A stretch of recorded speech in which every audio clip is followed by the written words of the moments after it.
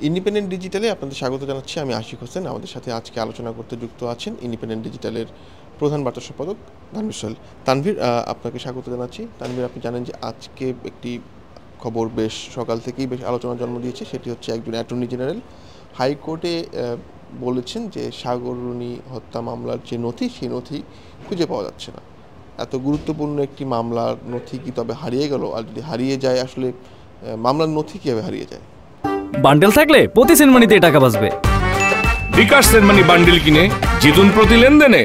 না, এটি আপনি খুবই সঠিক কথা বলছেন যে একজন অতিরিক্ত অ্যাটর্নি জেনারেল যিনি রাষ্ট্রপক্ষের হয়ে আসলে তিনি, এটি তো আসলে তার বিষয় নয়, তিনি রাষ্ট্রপক্ষের আইনজীবী হিসেবে তিনি পিবিআই যে কথাটি তাকে বলতে বলেছেন তিনি সেটি হাইকোর্টকে সেটি জানিয়েছেন। কারণ আপনারা জানেন যে তদন্ত প্রতিবেদন জমা দেওয়ার যে সময় একের পর এক সময় আসতেছে, এই সময়গুলো কিন্তু পিছিয়ে নেওয়া হচ্ছে। তো আজকে তারা বললেন যে আসলে নথি পাওয়া যায় না, এই জন্য সময় লাগবে। এটা কিন্তু খুবই মানে অদ্ভুত ঘটনা এবং বলা যায়, আমার কাছে এটাকে হাস্যকর ঘটনাই মনে হয়। কারণ নথি পাওয়া যাচ্ছে না বলেই কিন্তু তারা বলছেন যে 9 মাস সময় দেওয়ার জন্য বলছেন। তার মানে শেষ পর্যন্ত কোর্ট 6 মাস দিয়েছেন। এই যে 9 মাস সময়টা চাওয়া আর আরও 9 মাস সময় চাওয়া, তার মানে কিন্তু এটি অলরেডি একটা বিরাট সময় পার হয়ে গেছে যখন সেটি সরকার ছিল, আওয়ামী লীগ সরকার ছিল, এর সঙ্গে তারা জড়িত, তাদের লোকজন জড়িত, এমন কথা কিন্তু আমরা শুনতে এত বছর পার করেছি। এখন কিন্তু সম্পূর্ণ নিউট্রাল একটা সরকার আছে, তত্ত্বাবধায়ক সরকার আছে, যারা কিন্তু এর অনেকেই কিন্তু তখন সাগররুনি হত্যার বিচারের দাবিতে সোচ্চার ছিলেন, যারা এখন সরকারে আছেন। কিন্তু তারা এসেও কিন্তু এটার কোনো, আমি বলছি না যে তদন্ত একদিনেই হয়ে যাবে বা অল্প দিনের মধ্যেই হয়ে যাবে, তা আমি বলছি না, কিন্তু কোনো ক্লু বা কোনো ঘটনা কেন ছিল পুলিশের কাছ থেকে জানা, পুলিশ কি পেয়েছিল, এমন কোনো তথ্য কিন্তু কোথাও আমরা পাচ্ছি না। এর মধ্যেই এসে বলা হলো যে নথি পাওয়া যাচ্ছে না, খুঁজে পাওয়া যাচ্ছে না, এজন্য তাদেরকে আরও 9 মাস সময় দিতে হবে। যদিও কোর্ট সেখানে 6 মাস সময় দিয়েছে, কোর্টের তো আসলে কিছু করারও থাকে না এইসব ক্ষেত্রে। কারণ যদি তদন্ত প্রতিবেদন নাই দিতে পারে, সে কী করবে? সে তো জোর করে গিয়ে তদন্ত প্রতিবেদন নিয়ে আসতে পারবে না। তো সেইটা একটা সময় দেওয়া হলো। তার মানে ধরে নেওয়া যায় যে আগামী 6 মাস পর্যন্ত আসলে এই প্রতিবেদনের যে মাসে মাসে যে একটা কোর্টে যাওয়া, সেটা থেকে পিবিআই অনেকটা মুক্ত হলো।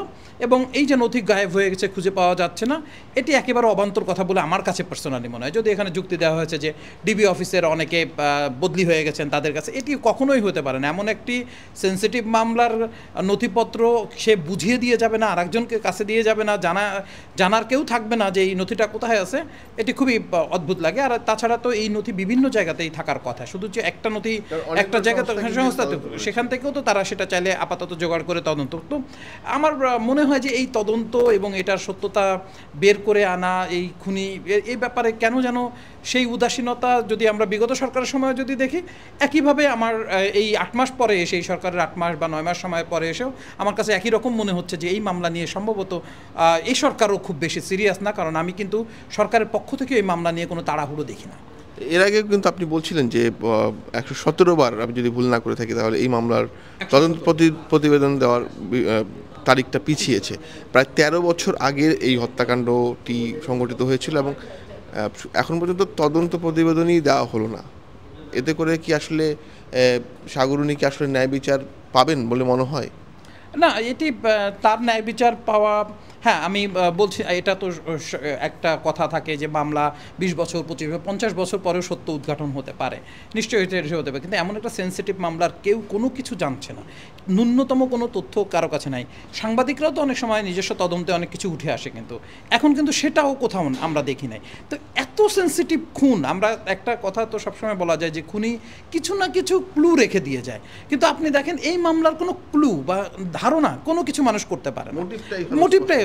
এখানে যদি একটু আমরা যদি ব্যাকগ্রাউন্ড দেখি, যে দেখেন সরকারের কিন্তু ত্বকী হত্যা মামলা নিয়েও কিন্তু একই ধরনের কথা তখন প্রচলিত ছিল, যে কিন্তু ওই ত্বকী হত্যা কারা হত্যা করছে এটা কিন্তু জানা ছিল, কারণ র্যাব একটা তদন্ত করেছিল। সেই তদন্তে নারায়ণগঞ্জের শামীম ওসমানের ভাইয়ের ছেলে, অর্থাৎ নাসিম ওসমানের ছেলে আজমেরি ওসমানের নেতৃত্বে এই হত্যাকাণ্ডটা হয়েছিল, এইটুকু আমরা জানতে পারি। এবং 11 জন এই কিলিং মিশনটাতে ছিল, সেটুকু জানতে পারছি। হ্যাঁ, যদিও তাদের বিচার সরকার করে নাই এবং তাদের সবাইকে ছেড়ে দিয়েছিল, বেশিরভাগকে তারা ছেড়ে দিয়েছিল, বিশেষ করে আজমেরি ওসমান যিনি মূল আসামি, তাকে ছেড়ে দেওয়া হয়েছিল। এবং বলাই হতো যে বিগত যে সরকার ছিল, আওয়ামী লীগ সরকার, এই হত্যার বিচার করবে না। রাফিউর রাব্বি যিনি ত্বকীর বাবা ছিলেন, তিনি কিন্তু এই কথা বলছিলেন যে তার কারণেই, মূলত আওয়ামী লীগ সরকারের কারণে এটি হচ্ছে না। তো একইভাবে এখন সাগররুনির ব্যাপারটাও তো আমরা সেটা দেখছি। তো এটা আমরা দেখেন রেড নোটিশ দেওয়া হচ্ছে, ইন্টারপোলের রেড নোটিশ দেওয়া হচ্ছে, কই আজমিরি ওসমানের বিরুদ্ধে তো আমরা কোনো রেড নোটিশ দেখছি না, বা ওই সময় তদন্ত প্রতিবেদন দাখিলও তো এখন হইতে পারে, সেটার বিচার কার্য শুরু হইতে পারে তার বিরুদ্ধে, সেটা নিয়েও কিন্তু নড়চড় নাই। তনু মার্ডার একটা হারিয়ে যাওয়া আর একটা মার্ডার, যেটা অনেকটা সাগররুনির মতোই কাছাকাছি, তার সম্পর্কেও সাধারণ মানুষ কোনো কিছু জানতে পারে নাই। তো গভর্নমেন্টকে কিছু সেন্সিটিভ মামলা যেগুলো সরকার, গুম খুন অনেক কিছু আছে, কিন্তু আমি বলছি না সব আপনি করবেন, কয়েকটা মামলা যেগুলো মানুষের মনে গেঁথে আছে, এই মামলাগুলো সম্পর্কে কিন্তু জানানো উচিত।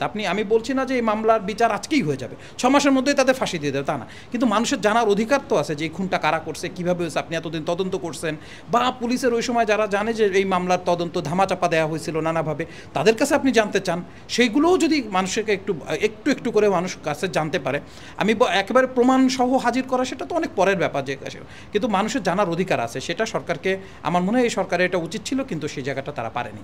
আপনি বলছিলেন যদিও যে যখন এই হত্যাকাণ্ড হয় তখন আওয়ামী লীগ সরকার ক্ষমতায় ছিল, এবং সেই সময় স্বরাষ্ট্রমন্ত্রী ছিলেন সাহারা খাতুন, তিনি বলেছিলেন যে 48 ঘন্টার মধ্যে এই তদন্ত শেষ হবে। সেই 48 ঘন্টা আসলে 13 বছরও শেষ হয়নি, এবং আমরা দেখেছি যে এখন তো আওয়ামী লীগ সরকার নাই। একটা আপনি বলেছিলেন যে একটা অভিযোগ ছিল এরকম যে আওয়ামী লীগ সরকার এই তদন্ত করতে চায় না, এমন একটা অভিযোগ কিন্তু বেশ জোরে সোরে বলা হতো। সেই পরিস্থিতি তো এখন নাই, তাহলে এখন আসলে এটা বাধাগ্রস্ত হচ্ছে কেন? এই প্রসঙ্গটাতে আমি বলতে চাচ্ছিলাম বারবার একটা কথা, যে তখন কিন্তু বলা হচ্ছে যে আওয়ামী লীগের অনেক নেতা এটার সাথে জড়িত, জ্বালানি বিদ্যুতের সঙ্গে যারা কাজ করেন আওয়ামী লীগ নেতাদের মধ্যে, তারা এটার সঙ্গে জড়িত, কখনো কখনো এর বাইরেও অনেককে অনেকভাবে আনা হয়েছে।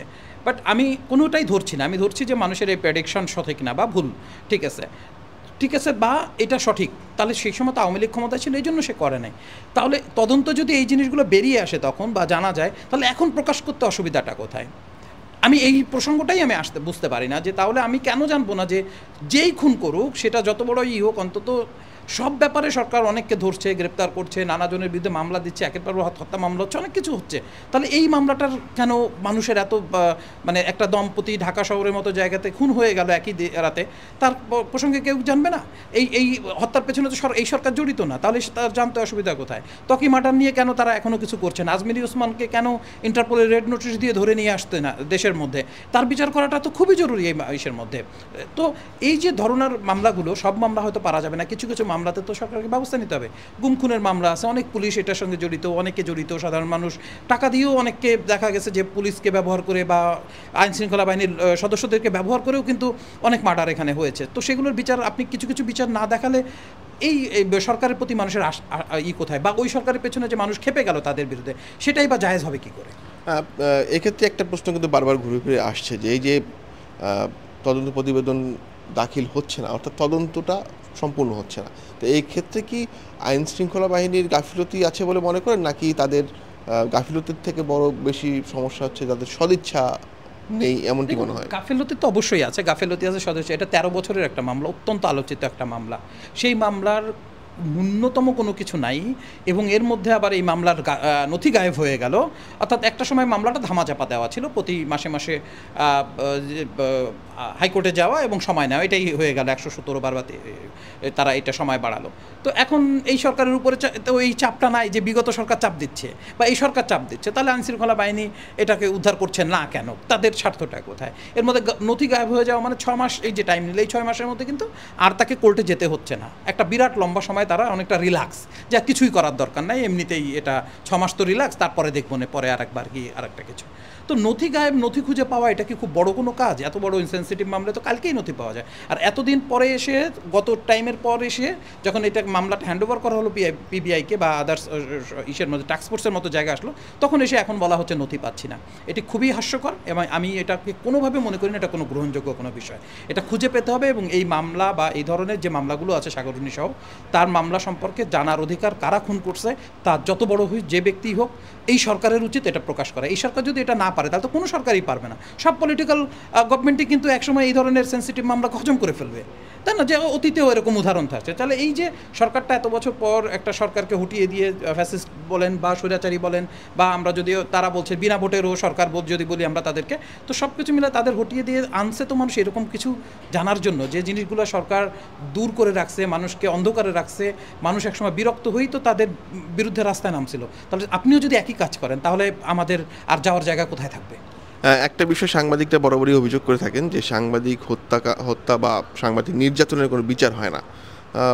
এটা আসলে কতটুকু যৌক্তিক মনে করেন, এবং যদি আসলেই এটা সত্যি হয়ে থাকে সেক্ষেত্রে কেন হয় না?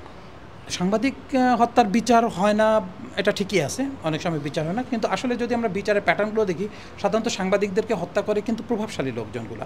তো অন্য ক্ষেত্রেও আপনি কিন্তু একইভাবে দেখেন যে যদি কোনো খুনের সঙ্গে প্রভাবশালী পলিটিক্যাল কানেকশন বা নানা কিছু থাকে, সেগুলোরও কিন্তু কোনো বিচার হয় না। তো যেহেতু সাংবাদিকতা একটা যে পেশা, এই পেশার যারা খুন হন তারা কিন্তু যে একটা ছিনতাইকারীর ছুরিকাঘাতে খুন হচ্ছেন বা সাধারণ ফ্যামিলিগত ক্রাইসিস, জমিজমা বিরোধ, তা কিন্তু না। তাদেরকে সুনির্দিষ্ট পরিকল্পনা করে ওই ধরনের ব্যক্তিরাই খুন করেন যারা মনে করেন এটা আমি হজম করে ফেলতে পারবো। তো অতীতে তারা অন্যান্য মামলা যেরকম হজম করে ফেলে, এরকম গুরুত্বপূর্ণ মামলা সাংবাদিকদের ক্ষেত্রে এটা, যেহেতু সাংবাদিকতায় যদি দেখি ম্যাক্সিমাম ইসের বিচার হয় না, মারপিট বিচার হচ্ছে না, সব কিছুতে সাংবাদিকরা কিন্তু এর মধ্যেই কাজ করতেছে। তো আলাদা করে দেখার সুযোগ নাই। অন্য প্রভাবশালী মামলাগুলো যেরকম বিচার হয় না, আসলে সাংবাদিকদের ক্ষেত্রে তাই হয়। সেই যে ঘটনাগুলোর সাথে প্রভাবশালীরা যুক্ত হয় সেগুলোর আসলে বিচার কেউই পায় না। অনেক ধন্যবাদ তানভীর, আবারও নিশ্চয়ই আপনার সাথে কথা হবে। আজ এ পর্যন্তই, দেখা হবে পরবর্তী আয়োজনে। ইন্ডিপেন্ডেন্ট ডিজিটালের সঙ্গে থাকুন।